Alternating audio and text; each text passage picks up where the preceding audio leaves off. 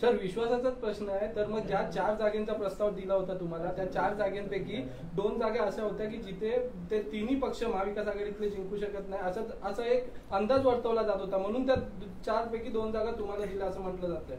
मी काय म्हणालो की आम्हाला असं तुम्ही कुठून 4चा आकडा आणला हा मला माहित नाही. संजय राऊतांनी सांगितलंय 4 जागांचा आम्ही प्रस्ताव दिला, त्या 4 जागा कोणत्या आता उकललेलं नाहीये, त्यामुळे वंचित कडून ते सांगता येईल का की 4 जागा आम्ही असताना माझ्या अंदाजानं सिद्धार्थ मोकळे यांनी बरेच वेळा त्यांच्या व्हिडिओमधनं आणि त्यांच्या स्टेटमेंटमधनं क्लिअर केलं आहे की आम्हाला 4 कधीच ऑफर केलेल्या नाहीत, 3 ऑफर केल्या होत्या.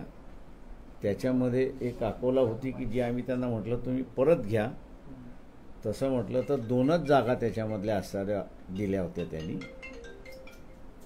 त्याच्यामुळे म्हणून म्हटलं की आम्ही जे म्हणतोय ते कॅरी करण्याच्या ऐवजी संजय जे म्हणतात ते फार मोठ्या प्रमाणात कॅरी केलं जाते, अशी असणारी परिस्थिती आहे. सर नेमक्या तुम्हाला किती जागा पाहिजेत?